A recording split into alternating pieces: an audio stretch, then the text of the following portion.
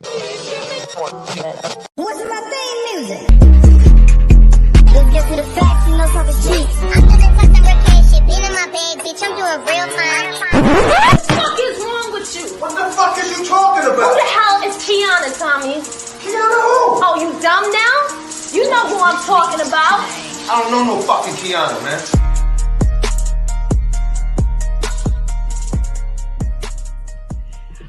Hi. Thank y'all for tuning in to another episode of Talk is Cheap with Kiana J. I am your host, Kiana J. And as y'all know, these few weeks or probably 2 months, I'm doing a girls chat edition where it's me and my friends instead of just me. So we are here. We also has a guest. Reggie Budda Brown is smooth as butter. Oh, you gotta say smooth. Okay, Reggie Budda, smooth as butter brown. That's how you say it, right? Y'all can hear me? Yeah. Oh, I thought I was backstage. I'm sorry. Who was that jacked my name up?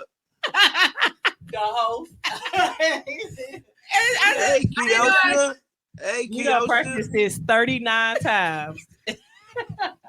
She a little nervous. Look, okay. Let him say his own name. Okay, say your name for me, Reggie. Reggie. I saw y'all on me, and I said That's Reggie Budda Brown. See, You look, got the smooth. it's butter. You got Gotta smooth as butter.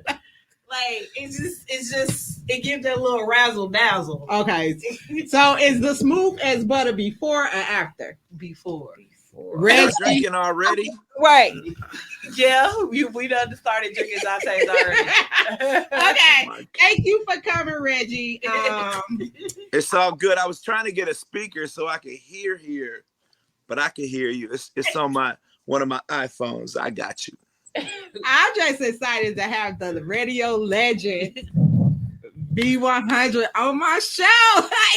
You know how long right? I had look. So what I was gonna do, I was gonna have Kev and True Star What?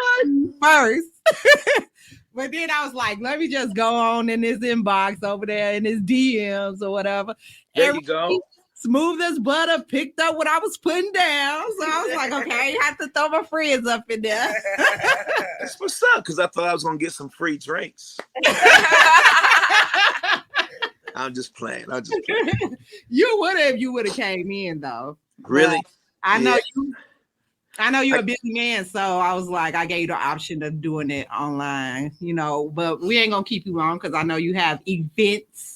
But it's all good. I gotta be at Jack's Bistro at 10:30 tonight on 48th and Villers. So that's where I'll be at tonight.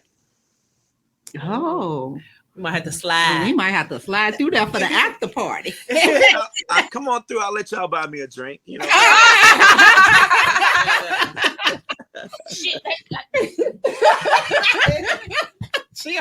Then you want to ask him some treats? Yes, I would still like my picture from the Christmas party. I would really appreciate it. Christmas party? What Christmas party? But you don't get her started, man. She's been waiting on this picture. Oh, is that True Star sister? Yes. And sister would really want her picture. Because I want to see what I look like in that dress. Thank you. Appreciate you. Let me find out.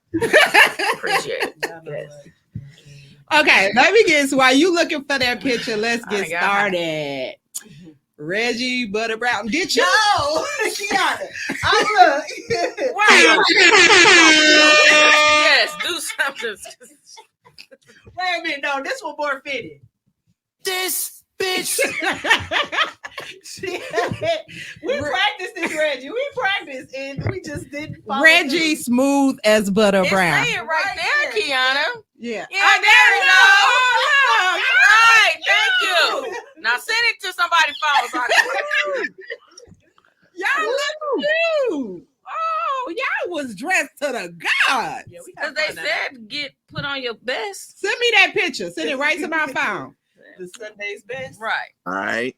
Yeah, the name is right there. I see it now. I'm gonna just keep now looking that should at it. remind you. Yeah, I'm gonna just keep looking at it. on your laptop. Yeah. Right there. Mr. Reggie Brown, the Yes. famous DJ, radio personality. What made you want to get into being in radio? Where did you start? Let's go there. Where did you start? Did you get the picture? No, not my phone. Okay, it's coming. All It's right. probably in my phone, and my phone don't do not disturb. Let me It's find sync- my phone. Okay. Yeah. Thank you. Wow. I was in high school and I used to listen to this guy. His name was Dr. Bop on the radio here in Milwaukee. It just went through. You would know, Tommy, wouldn't you? Hey, I know. Yep. He was rapping before rap existed. I'm a chick chaser and a money waster, all the way from Whitefish Bay to Cutter. Hey, I mean, he was bad. And I was like in 6th, 7th grade. I used to want to be like him. So I just fell in love with music, playing music. I didn't go to none of my high school proms or homecomings. I was the DJ at my high school prom and homecoming, Riverside. And so in my junior, senior year, if you carry a B average, you can go to 2 high schools at once back in the day. This was MPS was popping. Every school had a specialty. Like my dentist, she went to North Division. That was a school for dentistry. Washington was a school for computers. Marshall was the school for radio and television broadcasting. So in my junior, senior year, I went to Riverside in the afternoon, Marshall in the morning, and they taught me so much. And when I got in college, they tried to teach me the same thing. And I went to school in New York. I was like, no, I already know this. So I got out of college and came back home, and I was a film major. I mean, I was into film. So DJing was my hobby. I used to DJ all the clubs back in the day. So a guy asked me if I wanted to be on the radio, and I said, yeah. So he had me part-time, and from then I just blew up. Took a job in Chicago. I was on Chicago for a few years. Met everybody. I came up during the Bulls era when the Bulls were The best time, the best. yes, time. yes. So I'm a Chicago at the best. there you go. There you go. First championship all the way to the last. I was there. So man, it's just been in the radio. I had an opportunity to work for Spike Lee since I worked with him for She's Gotta Have It. And we flew to Atlanta for school days. And then I got a chance to work. They were going to hire me for Do the Right Thing. But I took a job at WGCI in Chicago. And it was like night and day. Working with Spike, you work like 12 hours a day. But this guy said, I just need you on the radio for 4 hours. And he wrote down what he was going to pay me. I was like, wait, all of this in 1 year? Right. The rest was history. Even though I got bored just because I was in Chicago. I was new to Chicago. I was on from 6 to 10. I used to come on after Tom Joyner, my mentor. I used to come on after him. But during the day, I was bored in Chicago during the day. So my grandmother went to church with Oprah's mom. I went to church and asked her if she can get me a job at Harpo Studios. And she did. So I was Oprah's floor director. I worked there for 3 days. I started on a Wednesday. I worked on a Thursday. Friday was the day she didn't film.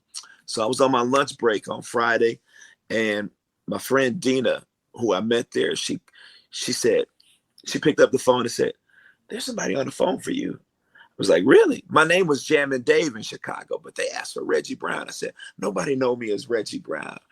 And she said, it's a Marv Dyson. That was the president of the radio station. So at GCI. So he said, hey, man, I know you're a filmmaker, but you got to make a decision. Either Harpo or Gannett. That was the name of the radio company. He said, I know you're a filmmaker. Don't worry. We'll do some stuff for you in the days. You'll visit schools and stuff.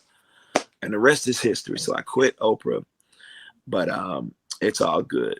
It's all good. Here I am today. She hired me. She called me on the request line and asked me if I would host her niece's birthday party, Alicia. Alicia got a restaurant out in Waukesha. It's called Pat's Ribs out in Waukesha. Google that and go out there. But anyway, I hosted the show, and here I am today. Long story short. Okay. So your name was Jammin' Dave, right? Jammin' Dave Michaels in Chicago. Okay. The reason why they asked me to change my name, because when I was here in Milwaukee, I was part-time, but the guy, Rick Thomas, I just found him online too. He didn't want me to go to Chicago. So when I got to Chicago, the boss, my guy, Jimmy Smith, who hired me, he said, you know what? If you're in Racine or Kenosha, you can hear 102.1, which is Hot 102 here, and 107.5 WGCI in Chicago. So they didn't want to confuse anybody. So what he did was ask me to change my name. He said, I'm going to call you Dave Michaels. So I wrote on this big giant pad of paper, Dave Michaels, before I cracked the mic in Chicago. And Yvonne Daniels, the first Black lady in radio in Chicago, gave me the name Jammin' Dave Michaels. And a guy named Herb Kent, they got together and said, we're going to call you Jammin' Dave, because the show really used to jam that I was on. I was on from 2 to 6, Saturday and Sunday in Chicago. And then out of nowhere, they just asked me to work full time. So I took it. I was going to deny it at first, but my daddy said, boy, if you don't take that money, I'm going to kick you out the house. That sounds about right. That sounds about right. It's all about Yeah. the bag, ain't it? It was a lot of money, and I couldn't believe it. I thought I was robbing these folks. I'm like, damn. Until I found out what Tom Joyner and Doug Banks was making in the morning. They were called the Turntable Brothers. They had the same attorney. His name was Sal Foos, who robbed them later. That's another story. He was a Jewish guy. But they both were making $645,000 a year. That was $11.31 a minute. Wow. We broke it down, and man, they were making a lot of money. I thought I was making money. They were making the money. So Let me hold some, Reggie. I know you still Right. yeah. Hey, Reggie, this is I'm producing the show. You can't see me, but you can hear me. This is Tommy. I had a question. They just randomly just give you names, just like off the street. Like, hey, I'm gonna call you Dave. What's up with that? Like, Well, they asked me. Well, Jimmy said, I'm going to change your name because you don't. He said, because you don't sound black and you don't sound white. I'm gonna make you Dave Michaels. Oh, okay. So like Jamie Foxx, you know, whenever exactly like Jamie Foxx, right? So they didn't. People didn't know if I was black or white, so it was crazy. So, but it was good to have an alias. I could cash checks in Jammin' Dave Michaels. It's good to have. I remember these girls, they were stalking me. They came to the apartment building where I was living at, and they knew I lived there because they saw my car. And I saw them on the camera trying to find my doorbell. Dang, they couldn't find it. They couldn't find Dave Michaels. Yeah. And I was under my real name, Reggie Brown. Yeah. So it was crazy. What made you switch to Reggie Brown? Back to Reggie Brown. Yeah. I'm from Milwaukee. Everybody know me as Reg here. They don't know me as Jammin' Dave here. So. Okay. So I'm from Milwaukee. So yeah. So, but yeah, in different cities, like people that you see on TV to this day, some of their names are not real. They just sound good on TV. You'll be surprised. You're like, damn, that's your real name? Yeah. Right. Oh no, I Google everybody. That I'm like, oh, your real name is what? Okay. Yeah, you'll be surprised. You'll be surprised. That's why, you know, why I be so angry when people call me Tiffany, and I hate it when Facebook made me change my name because I work too hard for my name, True Star, for people to keep calling me Tiffany. Right. Yeah. So, and I feel like those are two different people. Right. You know what I'm saying? Like, yeah. Well, when you cussed that boy out, I think you was nigga. Yes. Because baby. So you're Reggie, an amazing DJ, by the way, True Star. You're an amazing DJ. I love you. I was about to ask you, Reggie, smooth as butter brown. Do you call her True Star or do you call her Tiffany? It depends. I get caught up sometimes. But it's True Star. Like when I'm recommending her to other people, I'll say, yeah, DJ True Star. Call True Star up. Yeah. I gave Sean your number and stuff, by the way. I'm sorry, but we did a great thing this weekend. Yeah, it was amazing. That was really nice. Yeah, Nice. Yeah, it was really nice. What made you make the transition back over to Milwaukee from Chicago? Did Milwaukee offer you more money?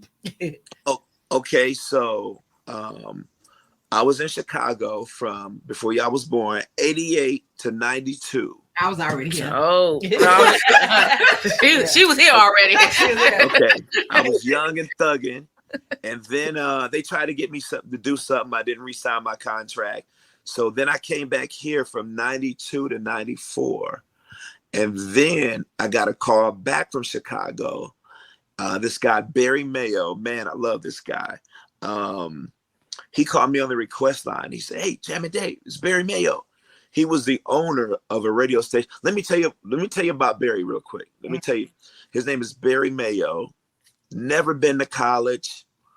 He just had the gift of gab. He's from Brooklyn, New York. And he loved me. He was my competition when I was in Chicago. He owned V103 and another station, and I was on GCI. We were real competition. And I met him in the club one night, and my ratings had came out, and they were super. So he said, "Hey, Jammin' Dave, Barry Mayo, I'm just here for an event, and I just wanted to meet you." He shook my hand, and he bought me a bottle of Dom Perignon. I was like, "Man, who is this dude? He ain't dead."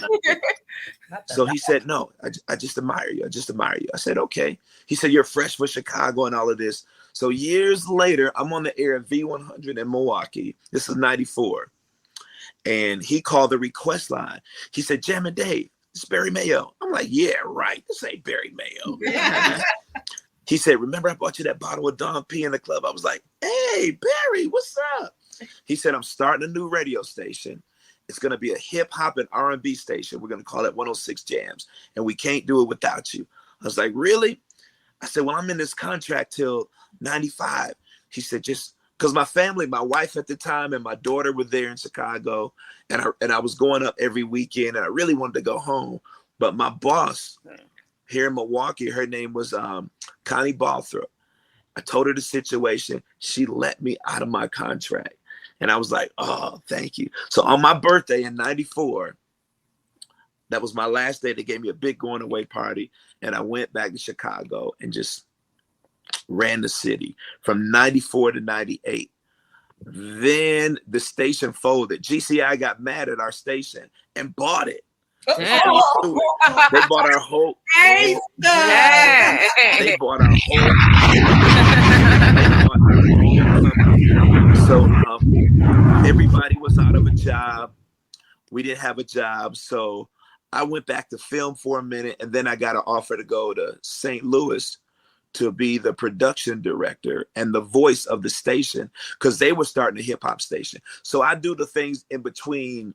They're called drops that you hear between songs, like V100.7, #1 for hip hop and R&B. I did all that stuff for this station, and I just got lonely. I didn't know anybody in St. Louis.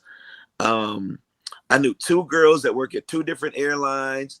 I didn't know nobody. It was a Korean dude that didn't speak English. He was 15. He used to knock on my door because I played tennis. His dad would let me play tennis with him. I was just bored. Then Milwaukee asked me 3 times to come back. And I said, "No, I ain't coming back to Milwaukee. Forget Milwaukee." Nate the Great, Nate Bell. He said, "Come on back, man." I said, No. So one day, when the Bulls in '98, when the Bulls won that championship, I was watching a game on a Sunday, and my daughter, who was 5 at the time, she called me, "Hey, Daddy, I miss you." I said, "Hey, baby, how you doing?" I said, "Well, we had a little conversation." Then she said, I said, "Baby, I got to go now. I got to go get something to eat." And she said, "You want me to bring you a Happy Meal?" And she was here in Milwaukee, and I just started crying. I was like, "Oh, man, I miss my little girl." So just so happened, Nate called me a 4th time and said, "Man, this is it." I said, "I'll take it." I don't care. I don't care what the pay is. I just want to be by my baby. So here I am back in Milwaukee. That was November 2nd, 1998. I've been back since then. And you have since. Yep, been back since then. So, and I'm still here. You enjoy Milwaukee though. This is my city. So yeah. Everybody knows to Reggie Brown. Yep, I grew up here. I'm in the process of having a big business here. coming soon. Get ready, Tiffany. If you know, I mean, True Star. If you know, but Remind me, you got one coming. all right, I know, but I got something big planned for Milwaukee. It ain't a nightclub, a restaurant, or nothing. I'm just gonna do something real big here, and I'm working on it right now as we speak. I took a third of my salary pay cut this year. I just re-signed another 3 years, January 5th. But I took a big cut so I could do what I want to do for Milwaukee. So I'm not the programmer no more. I'm just an on-air personality, influencer, and endorser. That's it. Can we talk about bringing back Jam for Peace? Can we slide that in there? Or the Margarita Boat Cruise. We start small. First of all, Jam for Peace. Maybe the Margarita Boat Cruise. You know? First of all, Jam for Peace. This city buy tickets at the last minute. Yeah. Promoters can't work like that. Yeah. Promoters. That's true. Nope. We cannot. People. Yeah. Exactly. That last show we had, the last Jam for Peace we had was at the Bradley Center. Yeah. And I think that was the one with Bootsy or T.I. or both of them on it. Yeah. But we broke even at the last week. Last minute. See, that's Yep. We can't operate like that. Promoters can't operate like that. That's why we say get your tickets early. Money. Yeah. Yep, exactly. Even though the Bradley Center put $50,000 down for T.I., and we went half on everything because we promoted it. They put the big money down. Some of the acts we didn't have to pay, but yeah, it was rough. It was real rough. So corporate said, nope, no more. Milwaukee's just a slow city. Can we? Do you think Beyonce will come to Milwaukee? No. Can we afford $1,000 ticket? No. No. But Chicago about to sell out. The way these people been talking, They coming up with that money. I know. I ain't never seen so many people. People been owe me money talking about going. Everybody gonna sell some ass. That's why. Yeah, I know. We were supposed to have Drake here May 30th of last year. And I still got the email on my phone from the folks. They were going to have it at where the Brewers play, American Family Field, but they canceled that at the last minute. Ain't no money in Milwaukee. Yeah. They said we'll put this show in Chicago where it'll do good. Yeah. Yep. So this is what they did with the Future concert too. So they put Future in Chicago. Didn't mention Milwaukee. Yeah. He sold out. He sold out the Wintrust Arena, and then after that sold out. Then they put the show in Milwaukee because it's cheaper to come to Milwaukee to see a show. Yeah. To see the Bucks play, to see the Brewers play, it's cheaper. So, yeah, ain't no money in Milwaukee. Sad to say. So, Yeah. Lizzo will be here. I mean, that's a Lizzo. different caliber. oh yeah, that's a different. Yeah, that's at where Summerfest grounds, ain't it? Yeah. No, at the arena. Yeah. Pfizer Is that Park. the arena? Okay. Yeah. Mm. But Okay. I feel like that's still a different crowd if we want to, how can I say, the napkin colored people would attend that. too. Yeah. You know what I'm saying? So they Yeah. don't wait till the day Yeah. of. Yeah, So they wait. everybody got tickets Yeah. to the Yeah. to the Yeah, she an all around artist. Yeah. So- So those Even are- Taylor Swift. I'm surprised Taylor Swift coming here, man. Woo. Yeah. because they got again, like she said, the napkin color people Mm. is going Yeah. for these tickets in advance for their Yeah. kids and stuff. So Yeah. That's Yep, that show probably sold out already. Taylor Swift. yeah, because I see her pop up, I'm like, I don't know, I'll be back in Memphis. You know, I live in Memphis, so I'm like, I'll be back in Memphis, but I might Yeah. take a trip to come see some Lizzo. I like her. Yeah. Yeah, I like Taylor Swift, what she's doing for the culture as well, because Yeah. she don't want nobody bootlegging her tickets. Nothing. Uh-huh. Everything is one price, no expensive Beyonce tickets. That's Yeah. Taylor. That's Yeah. Taylor. She real cool. She's real aware of what's going on. I met her and didn't even know I met her. I asked if I could help her. She said, "Oh, I'm okay, thank you." She came to the radio station. We got 6 stations. It's a country station. She came. I just noticed a whole bunch of people by the front door. And then I saw this tall girl walking in the studios. And I was eating some leftover Chinese food. So I took it to the microwave and then I was bringing it back. And I was like, "Can I help you with something?" She said, "No, I'm okay. Okay." And then I said, "Well, if you need me, I'm right in here." And she said, "Okay, what are you eating?" I said, "Some Chinese food. You want some?" She said, "It smells good." She said, "Well, no, thank you." I said, "All right." And when she left, I found out it was Taylor Swift. I never even heard,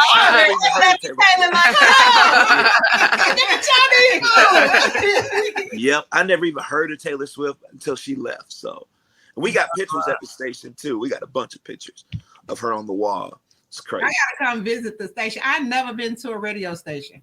Come on up tomorrow. Come on tomorrow. I'll get there at about 3:30. Yeah, I've never been there. So it's just like, even in Chicago, WG South, as long as I live there, I've not been outside the Sirius time. I ain't never went in there. What are you doing outside of it? Exactly. Yeah. I was down. I think I went downtown a few times. One time to sue the police station, and then I was wasn't expecting that story. Okay. I was in the audience of the Jerry Springer show. So yeah, that's how. You got Wow. your story, B? Yeah, no, the person that was with me got her Jerry boobies. I wasn't doing that. Yeah. My boobies being on camera. I wasn't doing that. I love Chicago. You know, you've been around some of everybody. I feel like I could just pick any artist, and I bet you got a story. Like I got some type of experience, you know, with them and stuff like that. Like I say this all the time. Like, have you ever thought about writing a book or even creating a picture book? Because Reggie got a picture with everybody, and you just like, how? Do you think about It's coming. It's coming. It's coming. Yep. Stories and images is coming. It's a book.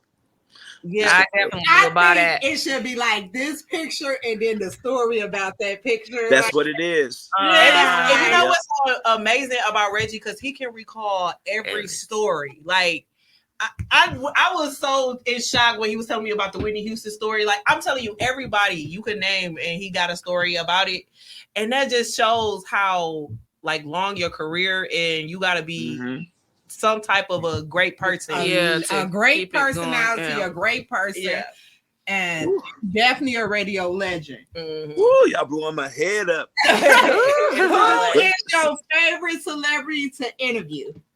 Well, some of the pictures I can't post Okay. because, like the Whitney Houston, I can't post. That's gonna be in the book. Okay. That's gonna be in the book. My favorite person to interview. Oh man, it's hard to say. I had one good interview when I was on the air in Chicago. That's probably one of the best. That's one of the top 5 interviews. But I was on the air. We got this in Chicago where GCI was a while ago, 332 South Michigan. We got this company called the Phoenix Talent Agency, and directors and producers, they go there to get talent. They look at talent from the Midwest. Holly Berry has been through there, some of everybody. So my boss's secretary one time saw this guy on the elevator. He was going up, and I was on for Tom Joyner that day. And she asked if the guy, if he can come through and sit in with me. He was like, I don't know. I don't have that much time in Chicago. I don't know. So she smiled and said, please. He said, all right, 5 minutes, 5 minutes. So the Phoenix Talent Agency was on the 6th. No, they were on the 8th floor. We were on the 6th. So he came down. And when he came down, he was in the lobby waiting. All of our employees ran to the front like it's a fire drill and stuff. I was like, dang, what's going on? So D Hanley was her name. She pulled me to the side. She said, I want you to interview this person and try to keep him here long. So he came in the studio. I was a fan right away, even though I met him before, but I was a fan. I was a groupie. And he was like, oh, this is what a radio station like, huh? I said, yeah. So we were answering calls. Well, I put him on the air first. And then he said, call the studio. This phone work. Call. So we were answering calls, and people were just blowing up the lines, and it was crazy. Then he started laughing. And I was like, oh, man, that's what I was looking for, that laugh. The person I'm talking about is Eddie Murphy. He was crazy. Wow. He stayed over an hour. Over an hour. Okay. And oh my God, we had so much fun. He had security tripping, but people were coming down there to the lobby. We didn't have a back door in the building, so they had to pull the limo up to the front. He had to run in, but people heard him on the radio. It was crazy. It was real crazy. He was hot back then. This was like 91. Right. This is like 90, 91. Yeah, he had just finished Harlem Nights, even though it wasn't out yet. He just had finished Harlem Nights. I think it's like 90, 91. Yeah, but man, Eddie, man, it was crazy. It was crazy. I interviewed Tupac. He just popped up on us. Tupac and Khalil Kane, the first dude that got killed in Juice. They were together. They came together. No security or nothing. And they just came. Tupac wasn't that big then. But he said, if I ever owe you a favor, man, this is it. Let me know. I said, I got you. I just had a lot of interviews. I've been in the game a long time. So, do you go back and listen to some of your interviews? Like, dang, I really interviewed these people. You know, like some people don't get a chance to even be in the same room. I got tapes and I got plenty of tape. I'm transferring some of them to MP3. So I got, man, about 3 bags of tapes in here. I just transferred a Hammer interview, a Jodeci, a Boys to Men interview. I was in Chicago, and my barber who used to come to the station to cut my hair, his name was Pat the barber. He got hit and killed by a bus, and a city bus. It was on the curb. It came up on the curb and hit him. That's another story. But so that day of his funeral was the first day that I met Boys to Men, and they came to the station, and I told them about Pat. So they sung It's So Hard to Say Goodbye while his mother was on the phone, and they put his name in that song. And I got it on reel to reel too. I got it on cassette, but that made her day. That was so special for her. And they were young. They were hungry too. Boys to Men, they were hungry. I wish I could show y'all some pictures. I know, right? To put them up, but yeah, that was something. That's one of the stories I'm gonna tell in the book too. So I can't wait for this book. Right? Okay. We've been saying this for years. Like I'm telling y'all, like Reggie got, and I think what's so great about it is that you can recall every single thing. You know how like sometimes you feel like people be jacking, you be like, yeah, that really happened. Right. But yeah. Reggie's story is so entertaining. When I put the stories up, when I put them up, I tag the actual artist. So maybe they can say something. Say, oh yeah, because Khalil Kane, the guy that died in Juice, he every time I post anything about Tupac, I tag him, and he replies all the time. The last thing he replied was great times, because when him and Tupac, it was crazy. Him and Tupac, they were promoting the movie Juice. It was November '90, I want to say, and they came to the station. They didn't have an appointment or nothing. It was after hours. My boss, James Alexander, he was getting Portuguese lessons because he was going to Brazil. So he came to the door with his big long trench coat on, briefcase, said, hey, it's some guy named Khalil Kane and Tupac from Digital Underground. They're here to talk about a movie. You want to let them up? I said, yeah, let them up. So they came in, they were like grateful. Hey man, thanks man. We at the hotel down the street. We just wanted to come to the station. We ordered food. We talked about skating in New York and some of everything. And man, it was good. I didn't have a camera or nothing. I was like, damn. But I got autographs. I got autographed pictures from Pac and everybody.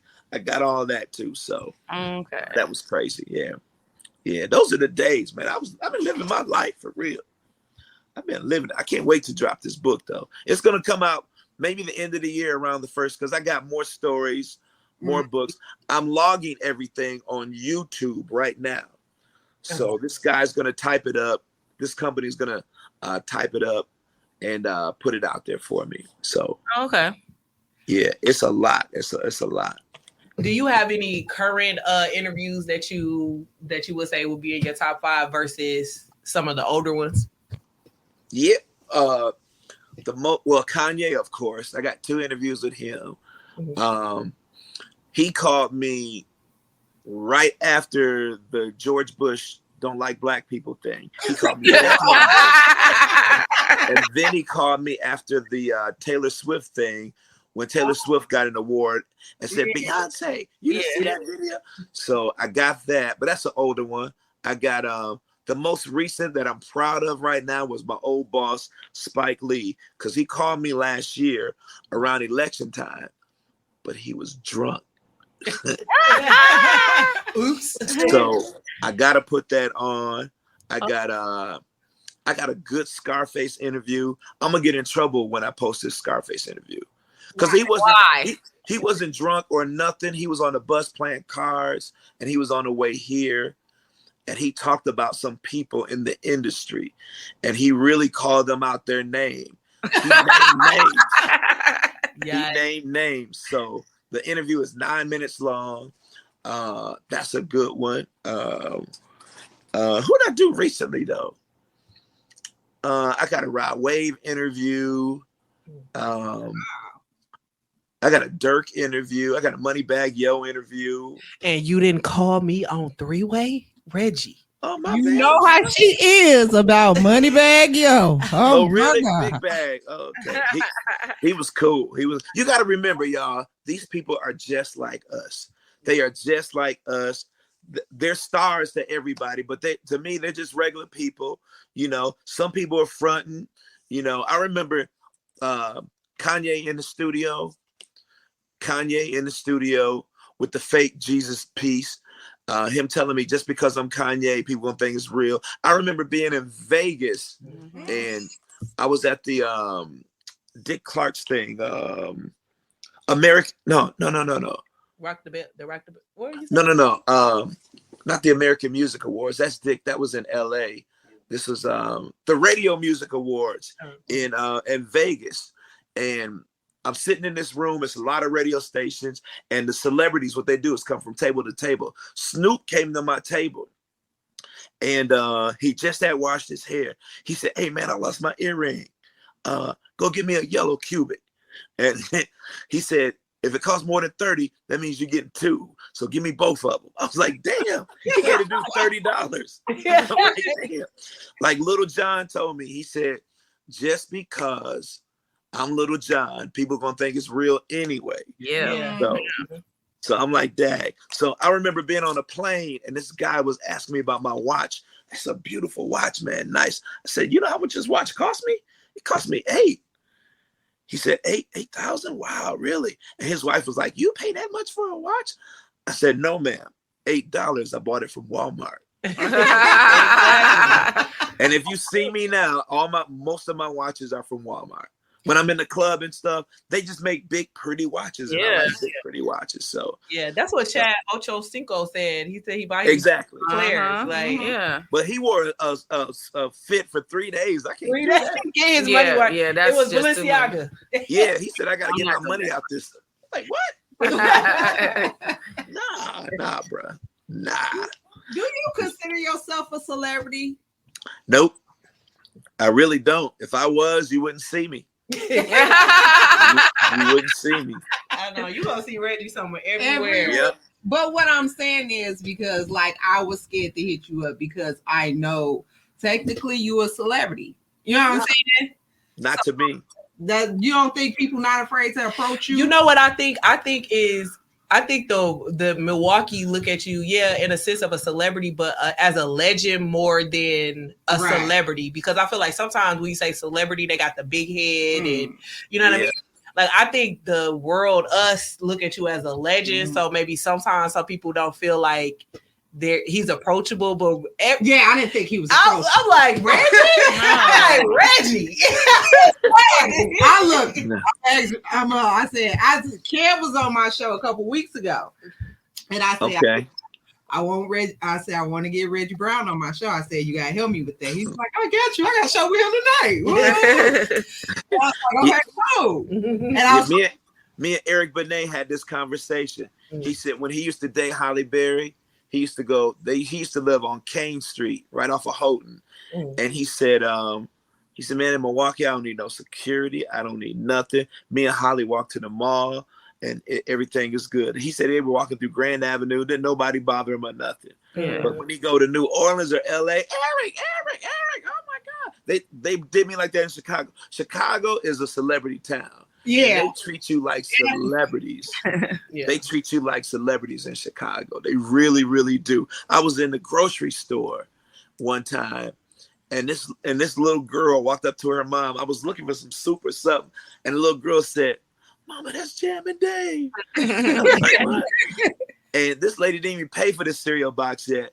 Got a Sharpie, had me sign a cereal box. I'll never forget that. I'll never forget that. That's crazy. Yeah. But it's a big difference. Towns like that, LA, they treat you like celebrities too. But yeah, I'm just a regular old dude. I don't like wearing jewelry. When I go out of town and want to floss like at the BT Awards or something, I go to my guy Harry Glenberg and he'll let me borrow some jewelry, you know, and I go front and fit in. Bring it right back Monday. Thank you. Right. Put it back in the box. Yep.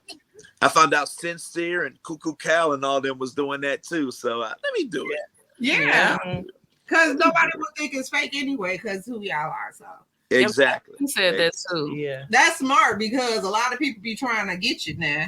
Anyway, Exactly. right. You're right. Oh, I got scared one time on the bus. It was some dudes following the bus that we were. I was on the bus with all the radio folks, and it was 3 dudes in a car, a blue car. I'll never forget when we left the we broadcast live the day before the BET Awards, and then we had a luncheon, and then we walked the red carpet the day before, and then these dudes that were out trying to get pictures and autographs with people, they followed our bus. I was like, oh no, I ain't getting off the bus. I took that jewelry in, put it in my bag, and ran right into the hotel. You ain't getting me.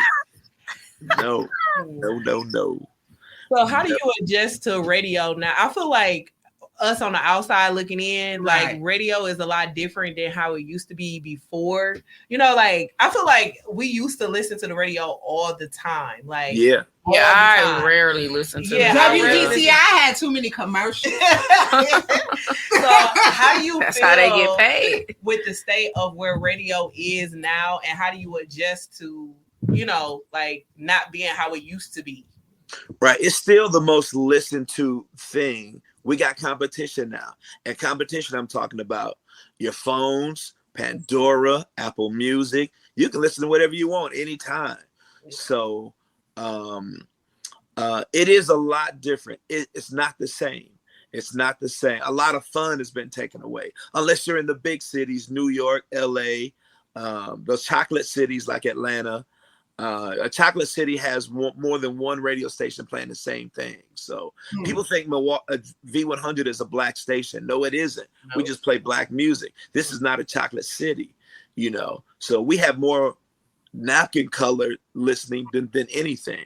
We have 26% black, 23% Hispanic, and the rest. You know, there's folks in Oconomowoc and Pewaukee. How many black folks you know in Pewaukee and Oconomowoc? Right. So they're all listening too. Milwaukee's just Milwaukee. We got Milwaukee, Brown Deer, Racine, maybe Waukesha listening. You know, a few black folks out there, but Oconomowoc, and I get calls. Hey, this is Judy from Oconomowoc. Can you play? You know, they love our music. So they do. They do. Oh yeah. They parents hate that they love our music too. Yeah. Oh my God! Don't even say that. Oh my God! Oh my God! Has the radio station ever been boycotted? Your show or anything? No, not well. To get me back on the radio when that happened, but no, not really. Not really. Okay. No. How did you feel about that when people was boycotting to get you back on? It felt good to me. I was chilling. They still had to pay for the whole year. What happened was a big wig in New York said, well, the company filed for bankruptcy in 2018 and they were trying to recover. And I'll tell you the story. So it was January 13th, 2020.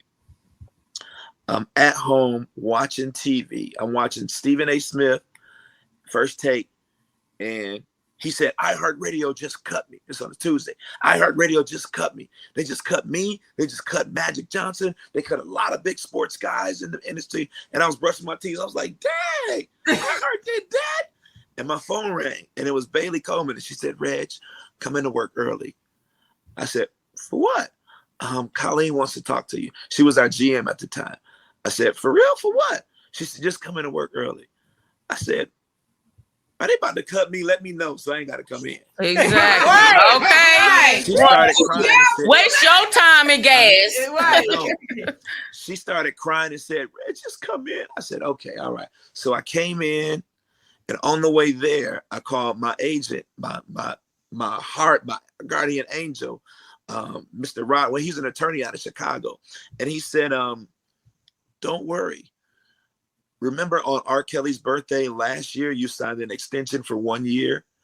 I was like, really? He said, they got to pay you even if they cut you. I said, okay, all right. So I go in, everybody's crying, looking at me. And I thought that they were going to replace me with Promise, because we were grooming Promise. Yeah. But Promise got cut earlier in the day before I even got there. And I was like, what? Mm-hmm. So long story short, they cut me, and I was cool with it, because that's how radio is. Radio is like that. Mm-hmm. But when they cut me, they lost 5 major people that I was endorsing. They lost T-Mobile. I mean, they lost AT&T, because when I came back, I got T-Mobile. They lost AT&T. They lost Ideal Image. They lost Mattress Firm, a clothing store, 35th and Capitol, which owns all the fryers and stuff too, my guy, and someone else. But anyway, they asked me to come back. Now, this is crazy. This is how radio is. They asked me to come back a month later, but they wanted me to be on other cities at different time. And I said, nope, I don't know nothing about other cities. I just want Milwaukee. So 2 months later, Bailey called me and said, Reg, they didn't give me the position here that I wanted. They gave me the position. They didn't give me the title. But New Orleans is going to give me the title and the position. I'm going to New Orleans. If you want to be the program director, I can hook it up for you right now. I met with Colleen. We met. Everything was good. I was the program director. So the week before COVID, I signed on as the program director. I was back. Everything was good. Then COVID kicked in. So I became the COVID PD. Everything was shut down. I was like, yeah. So, but a lot of these companies, a lot of jocks that you hear on iHeart works in other cities. I didn't want to do it. I love New Orleans. I'm on in New Orleans sometimes too. So I love that. Shout out to my girl Angela. She's running things down there. But I don't want to be on in other cities unless I'm there. Right. So I'm on in Milwaukee. I keep up with New Orleans because I cover for the 2 guys there.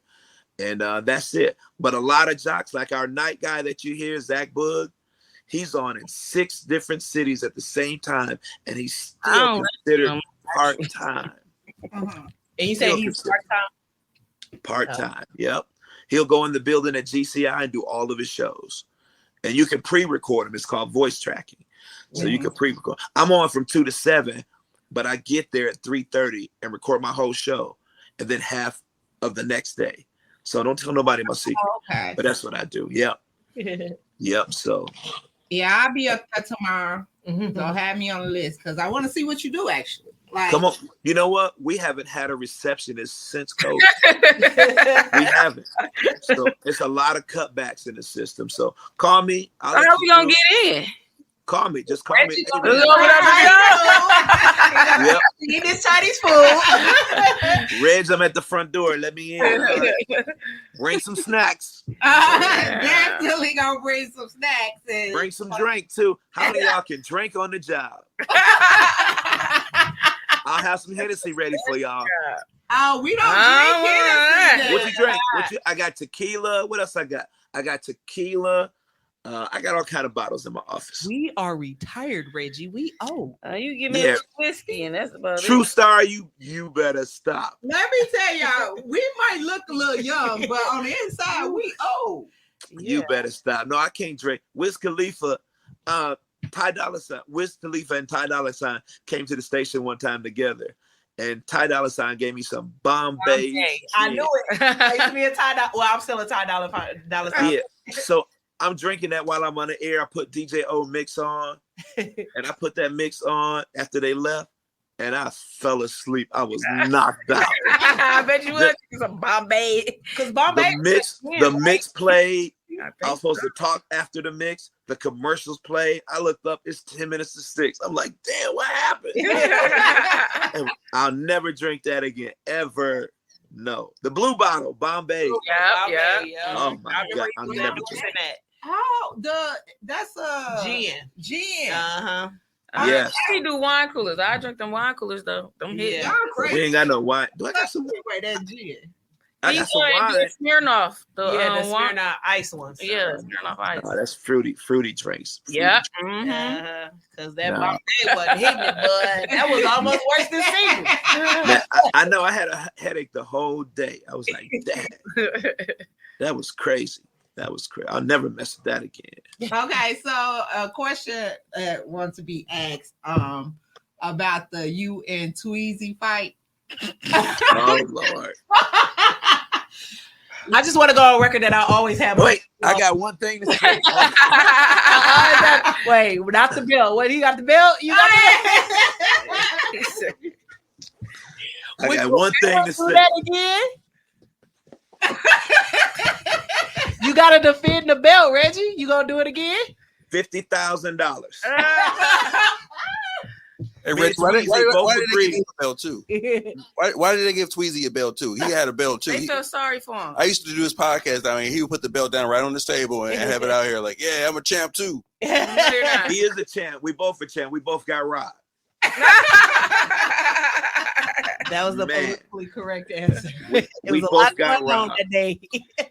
The promoter made a lot of money off of this fight. I know bet they they did. A lot. I mean, with the first 10 rows at 150 a piece, selling out, man, he didn't have any. I ain't gonna put all his business out there. He didn't have to put up for nothing. He didn't have to pay for the ring. He didn't have to pay for renting the place. He paid me and Tweezy, and I did it as a dare. I got $6,000 from this fight. So he came to me and said, how much would you charge to do this fight? I said $5,000. He came up the next day with the money. I'm like, damn. Man, we had billboards all over the city. I'm like, Yes, what a time to be alive. on King Drive. My mama said, boy, is this you? I ain't gonna lie. You know what I thought was gonna happen? I really thought it was a publicity stunt. You know how, like, because sometimes DJs do that too. Right, we have like these fake, and then but you know what? You know what? He made it a tie so we can rematch in February. That's why. Oh my word! All the judges said I won. Yeah, you did. But he made it a tie like that and twist it up. You lost. I couldn't even. People don't know I couldn't breathe. With a mouthpiece, like football players know this. With a mouthpiece, you gotta set it in some water, set it in a microwave, and then take it out and then bite it so it'll gel to your teeth. I had a football one with the holes in it, but I didn't gel it. I couldn't find mine. So my brother had one in his pocket right before I walked in the ring, and the ref said, I'm gonna cancel the fight if you don't have your mouthpiece. So I put one in. It didn't fit my teeth or nothing. I was just chewing on it, and I could not breathe at all. I could not breathe. Then I messed my hand up. Man. Anyway, next question, please. Okay, I got a question. Where's all them pictures at from 618? Them ugly ass pictures. Wait, okay. So, Reggie, I'm going to defend you. Hold on, wait a minute. Because this has always been my theory with the pictures. Y'all can say whatever y'all want to, but Reggie shows y'all the picture when he take it. So if you say yes, if you say yeah, he gonna keep it. But if you say no, Reggie, delete that. Reggie deletes it. On Saturday morning and Sunday morning, you need to wake up early to see what the hell he done posted, because you're gonna be laughing for about an hour. So all the pictures that I ever took in the club, they're not on. This is the page with me with a pink shirt on, and you look under photos, you can see all the pictures. I'm going years. back. I gotta go back for a good laugh. Oh wait, hold on. From years. And all the pictures from 618 you took, the Oh, people yeah, were yeah. ugly. They was No, okay, the people might not have been like ugly in real life. They just took some ugly that pictures. was a ugly. The outfits. I got a few up there. I Me was like, too. what the hell? I But got that some was, too. Wait, what was I drinking at that time? I blame it on Diddy and the Ciroc because it was that red berry Ciroc, and I know I had to say yeah to this. Man, I got all the albums. They all on here. They on that page. All the albums. Look at them.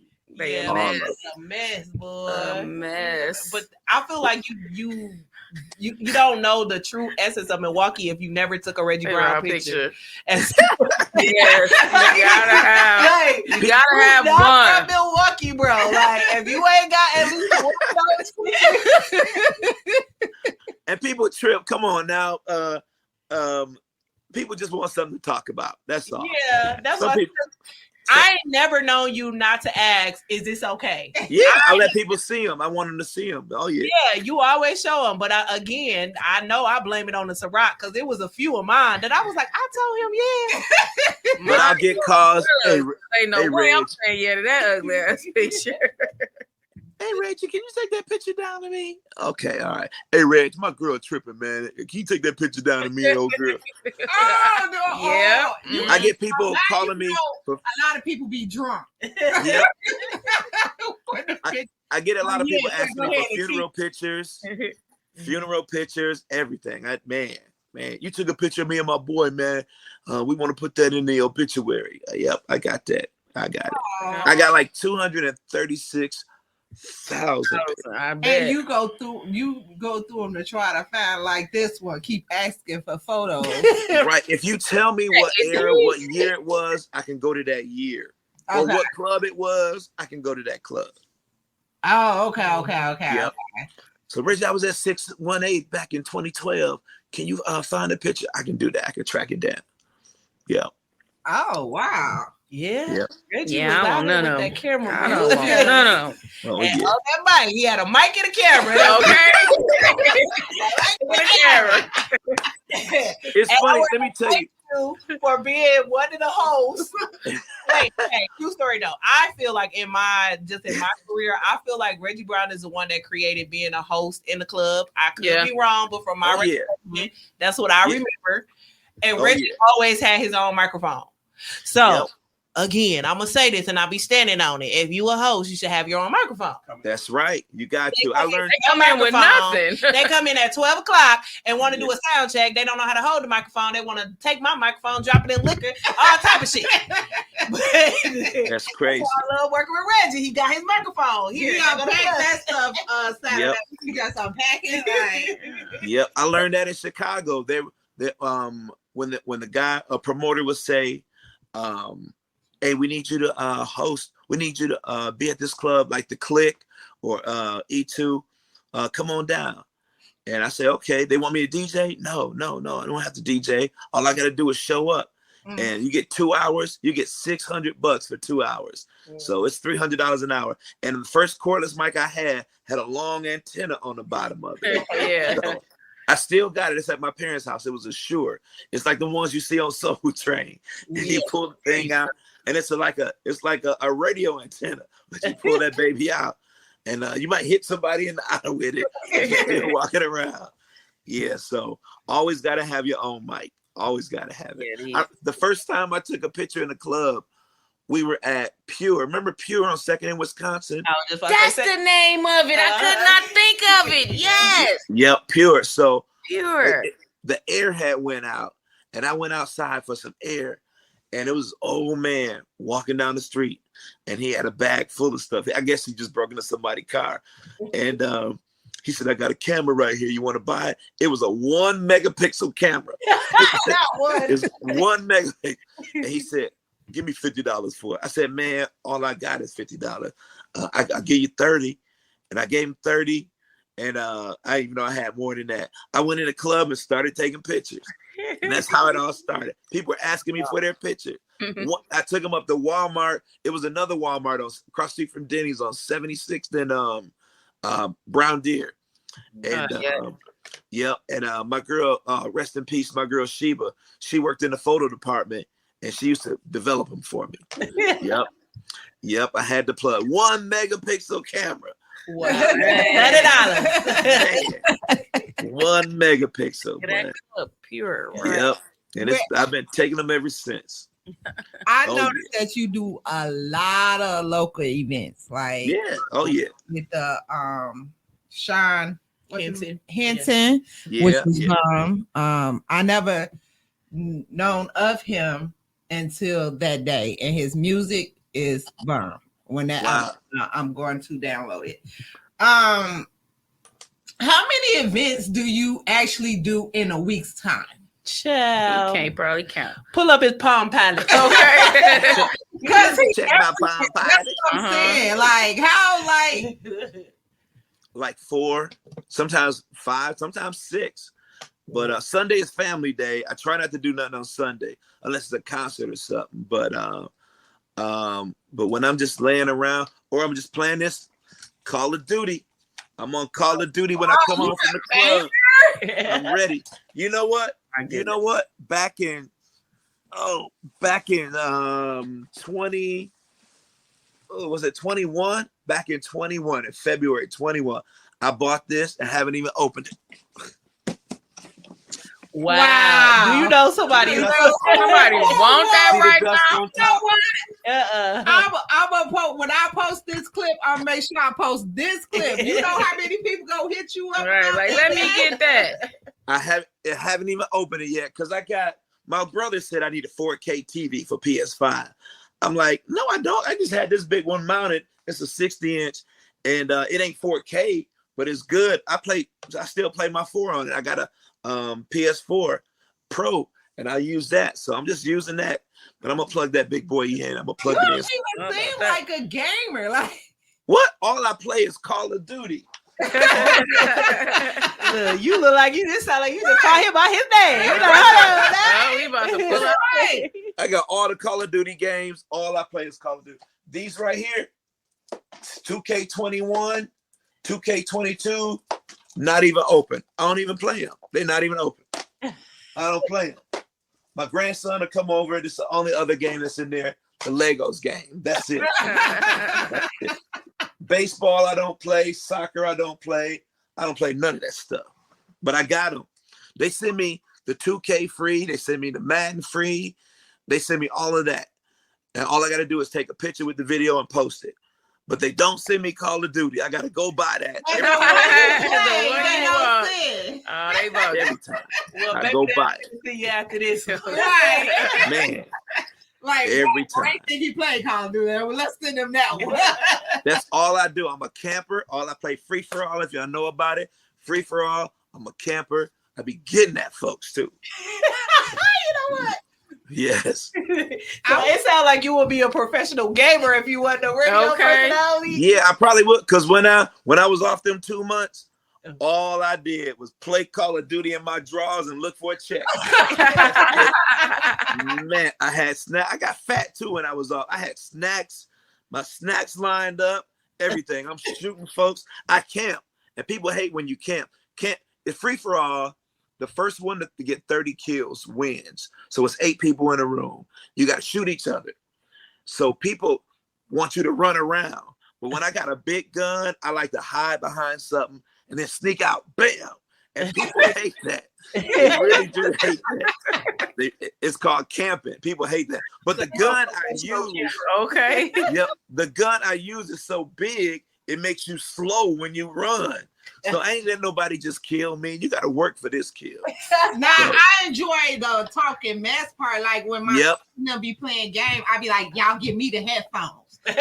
Yeah, exactly. One of the kids was like, "Who mama on here?" Yep. I be on them all the time. Got my turtle beaches. Shooting folks up. Arguing with them kids. Yep. I'm shooting them up. I got my I rotate 3 controllers. But yeah, I be lighting folks up. I love my gaming. That's too serious. Okay, so I'm gonna go into a little serious question because I am technically a relationship podcaster. You working as much as you did that interfere a lot in your relationship and family life? When I was married, no, because when my daughter was born, I told my wife at the time, you don't have to work. You don't have to work. Just stay home. And she did till my daughter was 5. She's in the military. She did her army thing. But after she was 5, we got separated and she moved back here and she started working. But no, if I wouldn't play, I play Call of Duty to keep me out of trouble. Because if I had a woman, I would want to be with her all the time. I'm a face dude. I love face. I love kissing. I need to be around my girl all the time. I'm single right now, so I just play Call of Duty and keep it moving. Are you looking? Am I looking? No. It'll come to me. It'll come to me. But I mean, I don't want to just have sex with somebody. I want to be in love with somebody. So nope, it's cool with me. It's cool. I've been there and done that. I've been celibate since about June. And me and my brother got this bet. So, shit! It's always going to a bet. So if I mess with somebody, I gotta give. If I mess with somebody, and I keep it real with, if I mess with somebody I told him I can go a year. I done been a year before. I done did a year. I done did about 14 months. Then I slipped up a few times. But yeah, I'm trying to go to June something. It was the week of Juneteenth. And if I do it, I get $100. So that's me and my It's little brother. $100. Hell no, it's not worth it. It's not worth it. $100. I tell them all the time. I Where's say, once $100? you get used to not doing it, it's easier. Like, Hold on. But the prize is only $100. I need more than that. I'm not trying to say that I was a hoe coming up. I'm not trying to say that, but you get tired of stuff all Yeah. you know, and I don't bring nobody to the house. Nobody can come to the crib. I don't want nobody breaking my windows or nothing. I live in a bat cave. So, but man, I've been in the game a long time. Since high school, you know. I remember there was this girl I met in Chicago. Oh my God. I think she would have been perfect for me. She was so fine. She was an aerobics instructor. She had a scar on her eye, but her eyes was light brown, short haircut. When I stayed in Chicago, I stayed at the spot, Prairie Shores. I stayed at Prairie Shores. And she came over one night after the club, and I'm in the crib sitting on the patio, and she made breakfast. It was a Saturday. I had to go to the station. I had to be on from 2 to 6 on Saturday. And she made breakfast, and we're out there chilling. And she looked at me. I had a beater and my glasses on, my shades on. And she said, "You don't even know my name, do you?" And I said, "No, I don't, ma'am." I said, "Girl, yeah, I know your name. Your name Vanessa." She said, "Okay, all right." So she took the plates and went back in. I'm still sitting out there. And then I go in, and she's gone. And then I go in my bathroom, and I see Michelle and lipstick on my bathroom. You did not call her. I said he didn't know her damn name. You should have just told the truth, right? She changed her beeper number. That was because beepers was hot back then. She had a 2-way. She changed that. I had a phone. I had a cell phone, a big cell phone.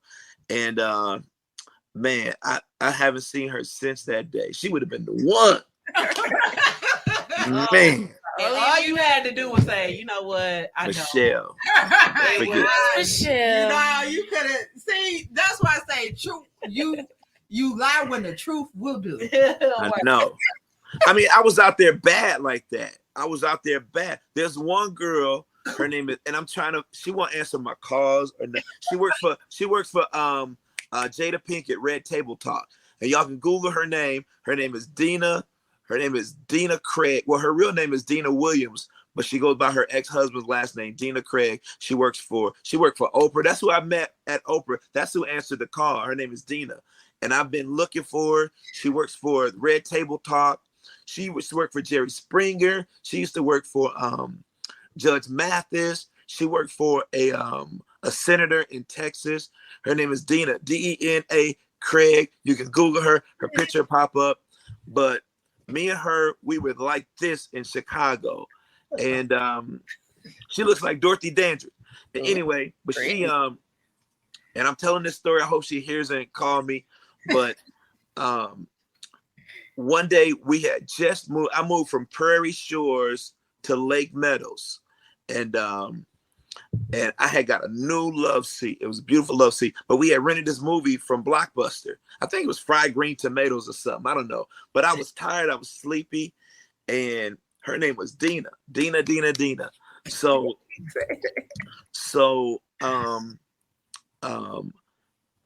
we were watching the movie. She said, "You're gonna watch this movie because we're gonna take it back tomorrow." I said, "Okay, all right."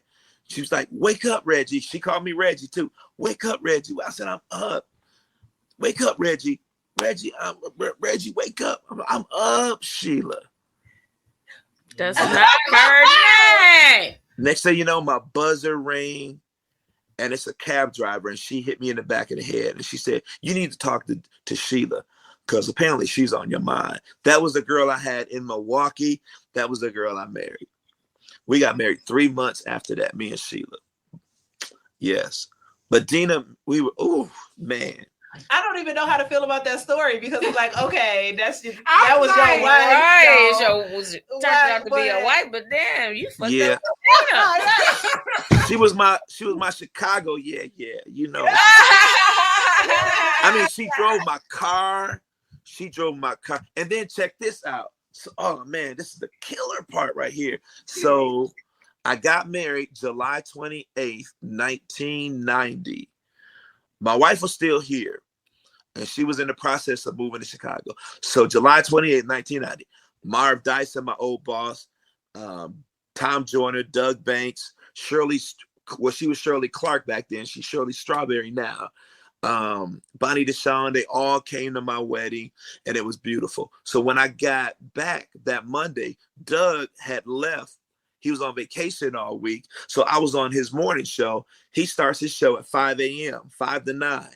And they do something called Front Page at 5:30, where all you do is no music. You just talk about the events over the weekend. So I'm on the show. I just had got married that weekend, and they start talking about my wedding. And it was cool.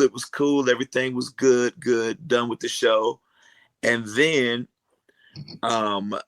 Dina was there. I had to go back to pick up Dina, but my car was jacked up. My boy Don drove it for me. He fixed it for me and drove it. So Dina didn't hear me on the show talking about getting married. Her cousin did. So Dina didn't say nothing the whole ride. Didn't say nothing. So we went up. My boy Don Davis, I got to call him. Anyway, long story short, me and Don and Dina are in my apartment. And Don said, Dina's been in the bathroom for about 30 minutes. I was like, what? So Don left. I went in there. Dina, you okay? Opened the door. She had her mascara all down her face. She said, you got married this weekend. Didn't even tell me. And then she cried. I cried. It was, oh, man. Oh, my God. It was something. That's making it even worse. But long story short, her husband, because she got married, she was only married 2 years. Her husband, who was an FBI agent, didn't know that I paid for her limousine and her wedding dress. Oh, is that an exclusive look? You know, drop the bomb. That's an exclusive. I gotta. Now I got a picture of Dina. I'm not gonna put her in the book, but I'm gonna block her face when I do it somehow because I don't want people to know who she is. Yep, I don't want people. My boy Harrison Kern knows her, and Harrison is best friends with Dina's best friend, Trisha Mann, this model. She used to be married to Malik Yoba, but Trisha told Harrison that Dina doesn't want to talk to me. I'm like, oh man. It's bad. That's enough. I'm getting too personal. Damn. Hey, I What's like going on? I like this. You know what? We do that to people. That's too personal. But wait a minute, now I'm confused. Like, so do we need to go find Dina or do we need to go find Sure? Wait, what was her name? Michelle. Both, if you can. Shit, He both. said both. Michelle, if you out there, Searching like, Oh, God. Michelle Lawson. great shit. Michelle Lawson. If you find her, I will pay you. If you find her, I promise she you. don't pop out with one of the events like. Okay. If you can get either one of them to call me, I will pay the person that does. That's no lie. On All right, now you remember you yelled out 5,000 and you end up fighting Tweezy. Oh man, trust me. Those are my girls. Me and those girls had connections. Both of them called me Reggie. So while I was in Chicago. See, and that's the crazy part about it when it comes to stuff like that. You lose the connection with the person, and then you don't get that connection back. And then you Right. reminiscing on it like, damn, I messed up with this person. That's Yeah. what I do. And that's what happens. That's what usually happens, you know? Yeah, Now, because now when I'm got married, they ain't talking to you, you know?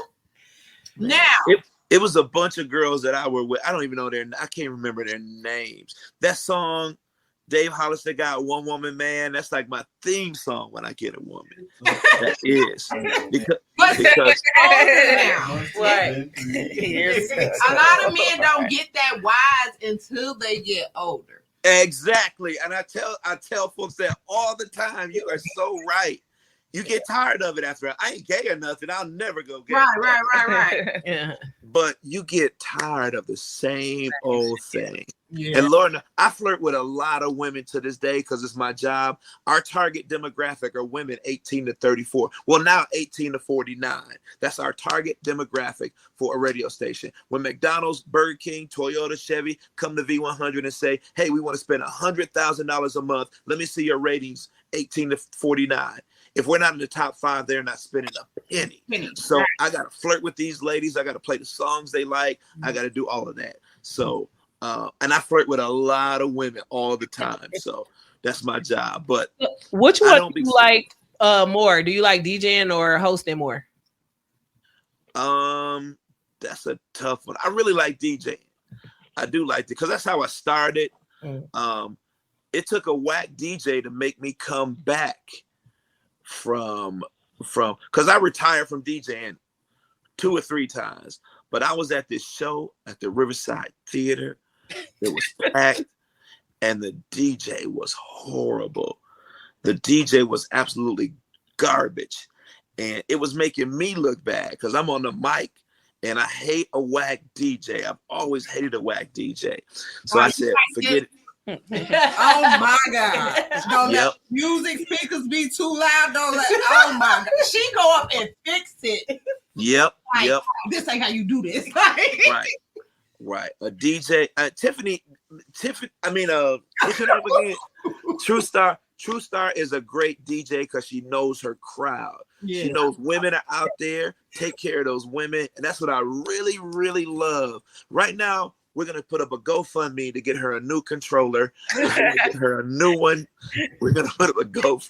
Look, let me tell you, she hold on to stuff forever. I had to buy new headphones. Her headphones, oh my God. Was falling apart. And I know. Sentimental though. I offered to buy her some. Pick out some. I'll get them. We're not doing this anymore. They started with me though. Like, and the only reason why I don't have my NS7, the one that I started with, it just completely stopped working. Oh my God. I couldn't find nobody to fix it. Man, we're gonna get you a controller. You got new headphones? Yeah, I got us some, but she I can't don't use them. I don't use She can't use them now. So why not? Because they're wireless. Wireless? Okay, I got some wired stuff around the house. I do. I'll get you some. Or if you pick out some, send me the bill. Or send me a screenshot of the ones you want. I will pay for them. Send me a screenshot of the headphones you want. No. That can fix my old ones. No. It's a new year. I'm not selling myself they started with me, just like my book bag. It started with me. Definitely getting you a new book bag. Definitely getting a new book bag. Talk to her.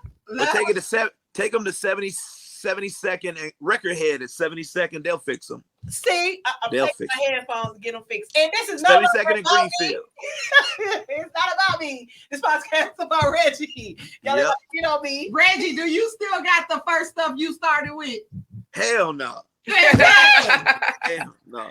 I mean, when it comes to keyboards and stuff like that, drum machines, I never get rid of my keyboards or drum machines, but not DJ equipment, no.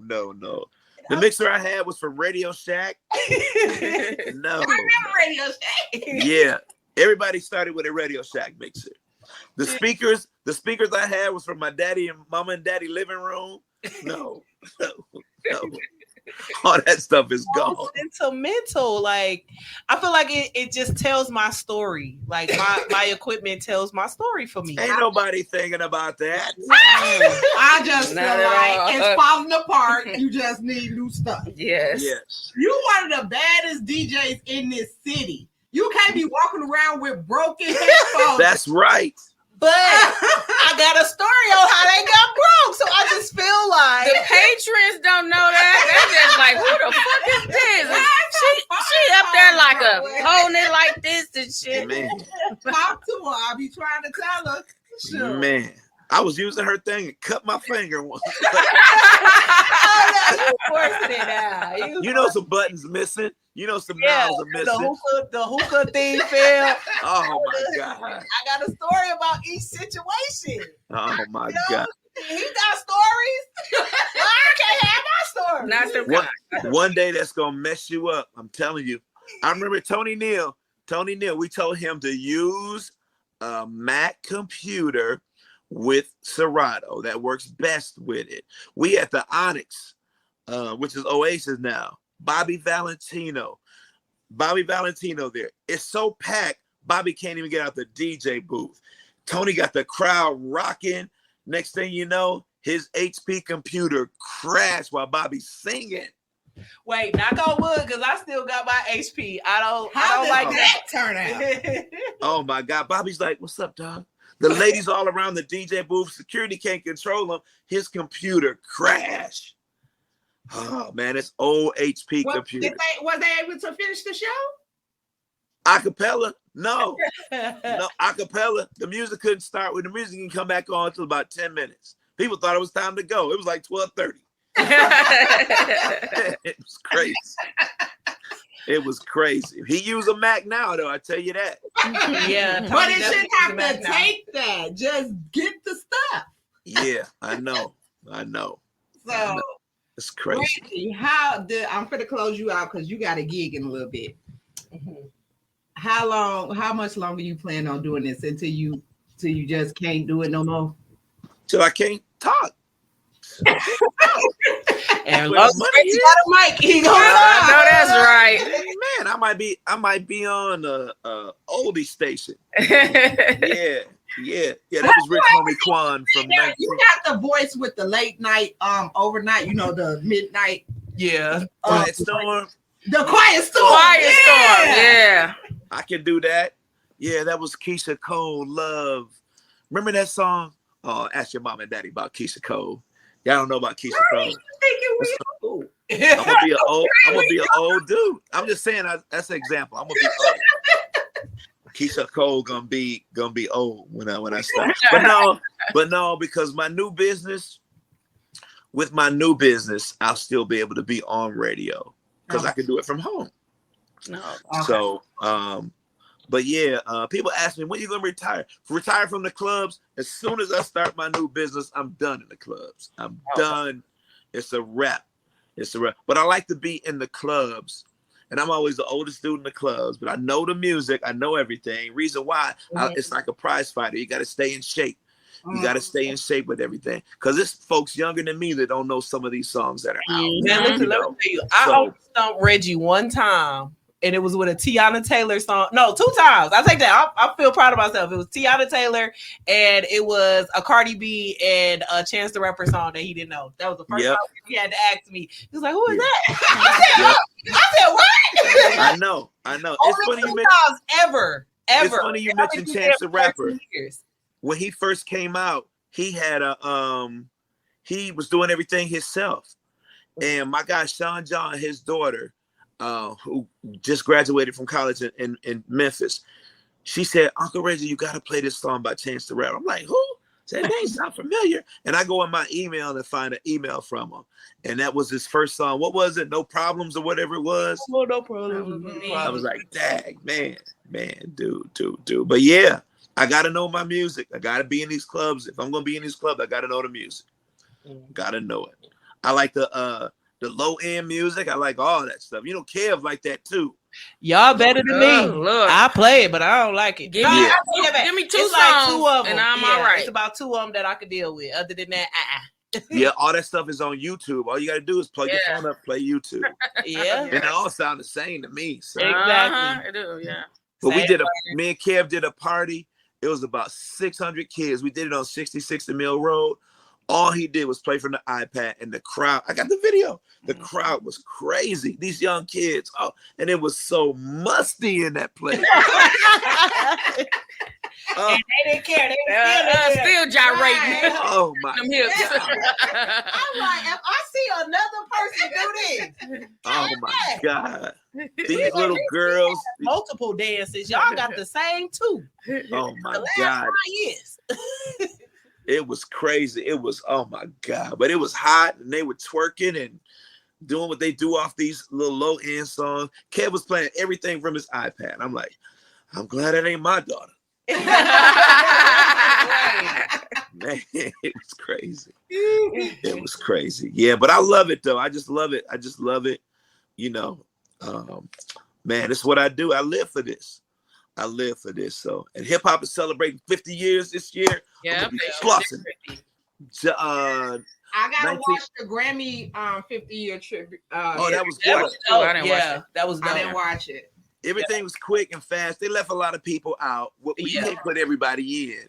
Yeah. But they hit up the genres. I mean, they hit up the East Coast, West Coast, Houston. Yeah. They did that. Had Salt and Pepper come out. Yeah. You know, the first rappers. I really felt like they should have put in there with Snoop. Like, I felt like. I thought that too. Yes. Yeah, that was the only one that I really felt like they missed the mark on. But everybody else was pretty, accurate, Yeah. They tried to put Will Smith in, but he was filming a movie. Even though I think it's too early for Will to come out. Yeah. But yeah, they hit the head. You know, they even went down south. They had Glorilla for a minute. So it was quick. Jay-Z should have been up there, but he performed later on. Yeah, in the end, yeah. You know. But that was real interesting last night. The women were really doing everything last night. It was a women's show. I didn't see the best male category. It was the best. Did they even air it? It was Mary J. It was Taylor Swift, Adele, Lizzo, and Beyonce. It was their night. Yeah. Yeah, I think the one Chris Brown was in, he didn't win. No, that was the R&B artist of the album of the year. And he was mad. He was like, who is this? Shit, I'm right on with because I didn't understand because he's a jazz. Reggie, do you know? Let's ask you. You know who he is? No, I do not. Are y'all serious? He's a jazz singer, though. I don't know who Robert is. He does Robert Glasper. Robert Glasper. That album was not R&B. He does collaborations with everybody in the industry. He's a musician. We get that, but dude, that's who it is. So y'all just as mad as Chris Brown? Yes, Chris Brown is my baby daddy. That was not an R&B album. Right. He plays guitar. I didn't know that you had to submit. You submit your music as a category for the things. I saw that Silk Sonic didn't submit their album. No, they declined it. They declined. So you can submit your album to be into a category. So Robert Glasper submitted his to R&B. I think the Academy. No, they pick it out. They pick it out. Academy decides. So the people that they chose to go to Chris Brown, it was obvious that Chris Brown should have won that category. Yeah, I know. Yeah, I think Beyonce should have won too.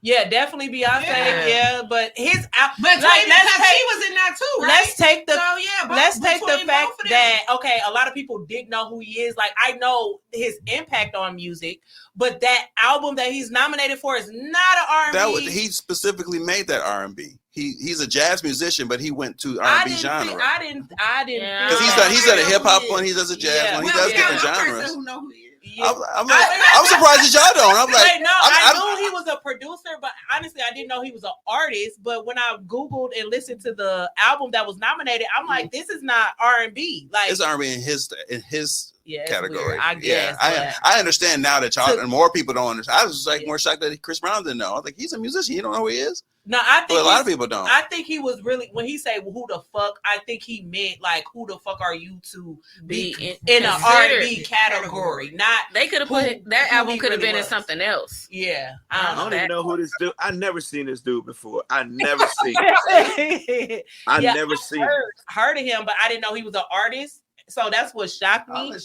But then when I actually listened to the album that they nominated against Chris Brown, like, what? We knew I felt like everybody, even the people in the audience, the other people in the category, just knew Chris Brown was about to win that. They snubbed. They snubbed him. Now I want to snub them. That's crazy.